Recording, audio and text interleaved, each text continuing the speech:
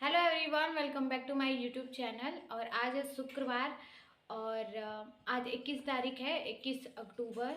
और आज का जो वीडियो है उसको पूरा देखिएगा, तभी वीडियो में जो भी बातें समझ आएंगी क्लियर। आज से एक हफ्ते पहले आई थिंक, या फिर 5 से 6 दिन पहले मैंने एक रील्स डाला हुआ था जो कि डेथ वाला था। एक वीडियो जिसमें मैं बहुत रो रही थी एंड एक पर्सन थे जिनका मतलब डेथ हो गया है, एक लोग थे। तो उस पर बहुत सारे लोग कमेंट कर रहे थे एंड मुझे पर्सनली जो लोग जानते हैं, जो मेरे नंबर्स पे जुड़े हैं, उनको पता है, बट मेरे जो व्यूअर्स हैं उनको नहीं पता है। यूट्यूब पे भी, इंस्टाग्राम पे भी। तो मैं कोशिश कर रही थी बताने का। एक हफ्ते तक तो मैंने बीच में वीडियो ही नहीं डाली, अभी 2-3 दिन से मैं ब्लॉग डाल रही हूँ। तो मैंने सोचा क्यों ना आज आपको क्लियर कर दिया जाए बात, क्योंकि कई सारे तब से कमेंट आ रहा है कि कौन थे, किनका डेथ हुआ है, कौन है, क्या लगते थे आपके, आपके बाबा हैं, कौन है, क्या है, मतलब बहुत सारा क्वेश्चन आ रहा था। बट टाइम नहीं मिल रहा था मुझे रिप्लाई करने का, तो मैंने सोचा पर्टिकुलर एक छोटी सी वीडियो बना के बता देती हूँ मैं कि हुआ क्या था। इसी मंथ में 8-9 तारीख को मैं, जैसे कि आप लोग को पता है मेरी शादी फिक्स है, तो मेरी जहाँ शादी फिक्स है उनके वहाँ कुछ ऐसा हुआ है, मेरे वहाँ कुछ नहीं हुआ है। मेरे जैसे यहाँ मायका जो है मेरा, यहाँ पे कुछ नहीं हुआ है, मेरे होने वाले ससुराल में हुआ है। तो 8-9 तारीख में ना, जो जिनसे मेरी शादी तय है, जैसे कि आप लोग को पता है, अमित उनका नाम है, तो उनके बाबा जी से हमारी बात हुई थी। उन्होंने ना, मतलब मेरी शादी बहुत टाइम से फिक्स है, आई थिंक कि 8-9 साल हो गए मेरी शादी फिक्स हुए, बात हुए कि शादी होगी और डन है कि वहीं होगी।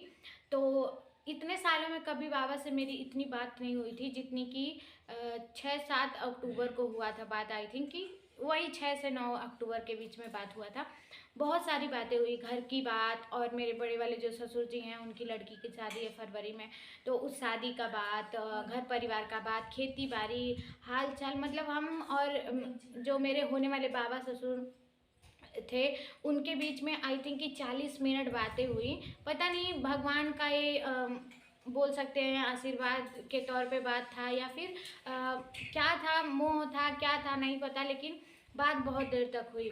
शनिवार का दिन था, बात हुआ एंड रविवार और सोमवार बात नहीं हुआ। हाल चाल वैसे मिल जाता था, जब हम फ़ोन करते थे अपने सासू माँ के पास तो हाल चाल सबका मिल जाता था, सब लोग ठीक ठाक थे।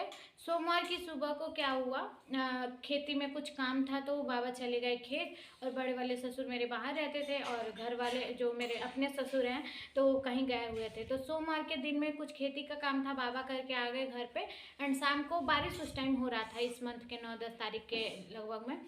तो उन्होंने बोला कि खाना बना दो, जल्दी खा लेते हैं, खा पी के अपना बिस्तर पे चलेंगे, क्या किया जाएगा बैठ के, दिन में काम वाम किए थे अभी। तो 7, 7:30 बजे, 8 बजे के लगभग ना उनका अचानक से तबीयत खराब हुआ क्या कि खाना खा के वो हाथ धुलने के लिए जो गए तो उनके हाथ से बर्तन छूट गया और वहीं बैठ गए हो, और एक साइड का पूरा उनका काम करना शरीर बंद कर दिया, एक साइड का, शायद कि दाहिने तरफ का। फिर उनको जल्दी जल्दी में देवरिया ले आया गया, हमारा जो जिला अस्पताल है सदर, वहाँ पे। और वहाँ पे डॉक्टर से हमने बातें करी, जैसे कि पता है मेरे भैया एक उसी अस्पताल में डॉक्टर हैं, तो उनसे बात करी, उनके थ्रू जो नाइट ड्यूटी पे थे इमरजेंसी में डॉक्टर, उनके थ्रू उनसे बातें हुई, हमने नाम बताया, एडमिट हुआ। मतलब एडमिट होने के बाद डॉक्टर ने बोला कि ये चांस है कि आज भी होश आ सकता है, 2 दिन बाद भी आ सकता है, 4 दिन बाद भी आ सकता है। इस कंडीशन में ये होता है कि एक बोला जाता है ना कि कार्डिको अटैक था, तो आ सकता है होश, बट अभी कंफर्म नहीं है कि अभी होश आ जाएगा। तो 9 बजे के लगभग एडमिट हुए थे और रात में हम लोग सब लोग जगे थे। मेरी बड़ी वाली सासू माँ, मेरे होने वाले देवर जी, बाबा और एक बड़े पिताजी हैं वो देवरिया थे। मेरी सासू माँ अपनी, मेरी 2 ननद लोग और दादी गांव पे थे, मैं अपने घर पे थी, और जो मेरे होने वाले हस्बैंड हैं वो दुबई में रहते हैं, तो दुबई में थे। सब लोग पूरी रात जगे थे फ़ोन पे। सब लोग कभी मुझे कांटेक्ट कर रहे थे, कभी बाबा को, मतलब बाबा के पास जो मेरे देवर होने वाले थे तो उनको, फिर हम बता रहे थे अमित जी को, मतलब सब लोग रात भर जगे हुए थे। हम बहुत, मतलब एक दिन पहले ना मुझे बहुत ज़्यादा बुखार उखार हो गया था, बट मैं रात भर जगी थी, फ़ोन के थ्रू ही बातें हो रही थी कि होश आया कि नहीं आया, क्या हुआ क्या नहीं हुआ। रात में कुछ कुछ क्रिटिकल कंडीशन पे डॉक्टर ने इंजेक्शन लगाया था, फिर नॉर्मल हो गया था, बस वही दिक्कत नहीं ठीक हो रहा था जो कि था होश आने वाला। तो उस टाइम पे हमने क्या किया कि हम बोले कि डॉक्टर से आई थिंक बात हो जाती तो ठीक रहता। फिर डॉक्टर से थोड़ी बात करी तो डॉक्टर ने बोला कि ठीक है, देखते हैं, अगर मेरे मतलब मान का नहीं होगा तो मैं सुबह में इनको गोरखपुर के लिए रेफ़र कर दूंगा, बट रात भर रखिए, अगर रात में ले जाते हैं और यहाँ से गोरखपुर जाने के बीच में अगर कोई बात होता है तो फिर एक अफसोस वाली बात रह जाएगी। यहाँ रात भर रहने दीजिए, सुबह नहीं होश आएगा तो सुबह मैं छोड़ दूंगा। 3 बजने वाले थे और भोर के 3 बजने वाले थे। मैं फ़ोन पे थी ही तो मेरी जो माँ हैं, सासू माँ, उन्होंने बोला कि दादी से बात कर लीजिए, मतलब अमित जी की दादी से बात कर लो। तो 2-3 बार रात में भी मैंने बात किया था और रो रही थी बहुत ज़्यादा। तो मेरी सासू माँ ने बोला कि ऐसा करो कि थोड़ा सा बात कर लो, इनको हिम्मत मिल जाएगा, और बहुत रो रही हैं दादी, बात कर लो। मैं बात की तो मेरा आवाज़ पहले से ही बहुत कांप रहा था, क्योंकि मुझे एक दिन पहले बहुत ज़्यादा फीवर था संडे के शाम में, और मंडे के शाम को ये सब हो गया। मंडे के दिन में भी मुझे बहुत ज़्यादा फीवर था। तो मैंने बात करी, दादी बोली कि तुम्हारा आवाज़ बहुत काँप रहा है बेटा, ऐसा करो सो जाओ, रात भर का जगी हो फ़ोन पे बाबा को लेके। मैं बोली भी थी अपने बड़ी वाली सासू माँ से कि मैं देवरिया अस्पताल पे आ रही हूँ, तो उन्होंने बोला कि नहीं बुखार है, मत अभी रात में आओ, 9 बज रहे हैं, कैसे आओगी भाई को लेके, तुम ऐसा है सुबह आना, जैसा होगा सुबह, जैसा होगा मैं बताऊँगी तो सुबह तुम आ जाना। फिर 3 बजे जब भोर में हमारी बात हुई, मंगलवार के भोर में, तो दादी ने मुझे समझाया और मैं सो गई। 3 बजे मुझे थोड़ा सा आँख लगा, 4 साढ़े 4 बजे मेरी सासू माँ फिर मुझे कॉल करती हैं भोर में कि एक बार पता करो, मतलब जो वहाँ पे पास में थे उन लोग के पास फ़ोन करके कि क्या हुआ, होश आया कि नहीं आया। भोर का टाइम था, सबको थोड़ा सा आँख लग गया था, तो पता करने के लिए मैंने कॉल की अपने देवर को, बट मेरे देवर ने कॉल पिक नहीं किया। तो मुझे ऐसा लगा कि हो सकता है भोर में होश आ गया हो, तो सब लोग रात भर के जगह थे, सो गए होंगे। बट मैंने उसके बाद 2 कॉल किया लगातार, तो दोनों कॉल उठा नहीं, मैं फिर से सो गई। फिर 5:20 पे मेरे देवर ने मुझे कॉल किया कि भाभी घर पे किसी को बताइएगा नहीं, और बाबा अब नहीं रहे। ये चीज़ हमारे लिए असहनीय थी, क्योंकि कुछ भी नहीं हुआ था, एक खांसी, एक सर्दी, एक जुकाम भी नहीं हुआ था बाबा को, और अचानक से इतना कुछ हो गया। और घर में शादी की तैयारी चल रही थी, जहाँ मेरी होने वाली ननद की डोली उठने वाली है फरवरी में। वहाँ पे बाबा का अचानक यूँ चले जाना सबके लिए बहुत ही दर्दनाक था। मेरे साथ ऐसा हो रहा था ना कि मैं, एक तो 2 दिन पहले मैंने इतनी सारी बातें की, परिवार की हर चीज़ की बात की, घर की व्यवस्था की, पैसे की बात, हर चीज़ बाबा से डिस्कस की। फिर अचानक से ऐसा हुआ, अब मैं बोल भी रही थी कि मैं रात में आ जाऊं, बट मुझे रोक दिए ये लोग कि रात में मत आओ। तो मुझे ये सब चीज़ें सोच के ना, मेरे साथ कभी मेरी फैमिली में, भगवान न करे किसी के साथ ऐसा हो, मेरी फैमिली में ऐसा कुछ भी अभी तक नहीं हुआ है, तो मैंने फेस नहीं किया था ऐसा कुछ।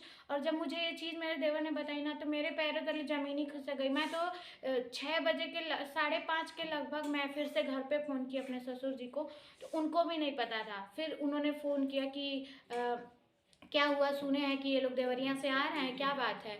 मैं फ़ोन कट कर दी, मुझे हिम्मत इतना नहीं था कि मैं बताऊं कि हाँ बाबा के साथ ऐसा हो गया है, बाबा नहीं रहे। फिर वो दोबारा जब मुझे कॉल किए कि क्यों फ़ोन कट कर दी, तुम बताओ क्या हुआ है, क्या बात है। तब मैं बोली, बहुत मतलब मैं पहले से ही रो रही थी, कंट्रोल कर रही थी खुद को, तो मैं बोली कि बाबा नहीं रहे। फिर सब लोग रोने धोने लगे। फिर जब घर पे गए तो वहाँ पे जाने के बाद सबका वही हाल बेहाल, ऐसे ही सेम मेरे नाना जी हम लोग को छोड़ के गए, क्योंकि नाना के साथ भी हमारा बहुत ज़्यादा अटैचमेंट था। नाना हमारे अपने नहीं थे, मतलब मेरे अपने एकदम सगे नाना नहीं थे, तो उनको खोने का एक डर हम लोगों ने पिछले साल फेस किया था, उनको खोया था, फिर इस साल बाबा को। और शादी की ऑलमोस्ट तैयारियां हो चुकी हैं, और शादी अब फरवरी में डेट भी फिक्स है, बट अब शादी कौन देखता है, आगे यही आ गया। आज 11वां दिन है बाबा को गए हुए, आज 11 दिन हो गया। कल उनका अंतिम जो होता है, ये सब काम बोलते हैं, वो होगा।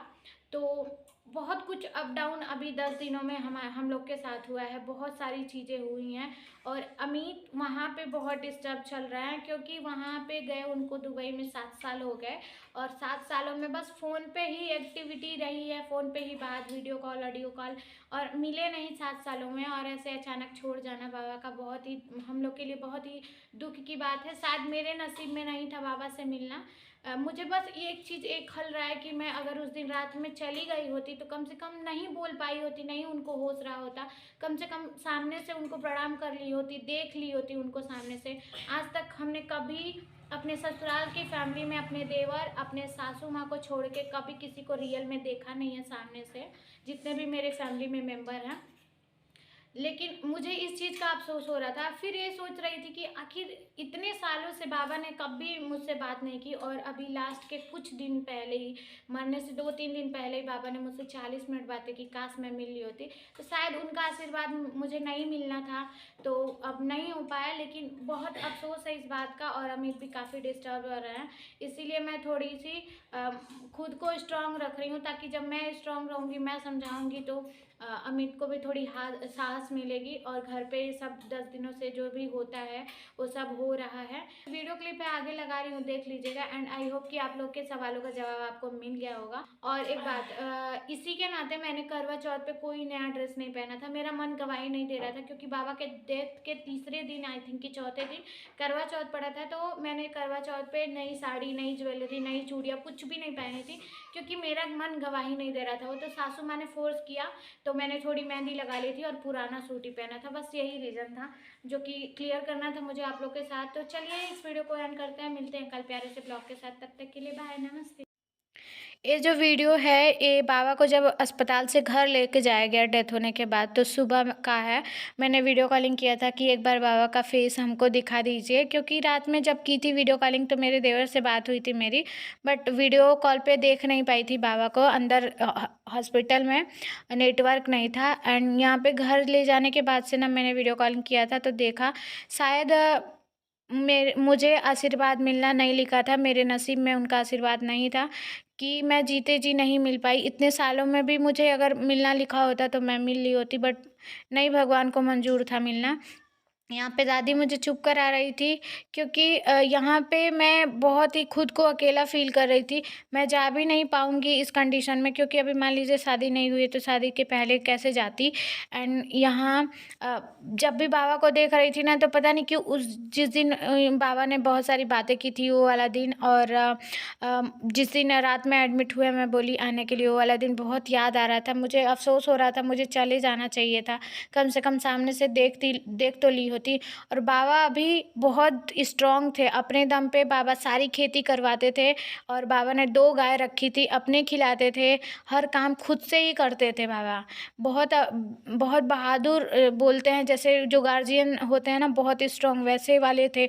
लेकिन क्या कर सकते हैं, कोई यहाँ पे अमित जी बहुत रो रहे थे, सासू माँ मेरी। मैं कॉन्फ्रेंस पे था, रिकॉर्डिंग इसलिए लगाई थी मैं ताकि मैं बाबा के जो भी वीडियो क्लिप हैं आखिरी टाइम के मैं कैप्चर कर पाऊँ और आप लोग के साथ शेयर कर पाऊँ। आई थिंक कि आप लोग मेरी भावनाओं को समझेंगे।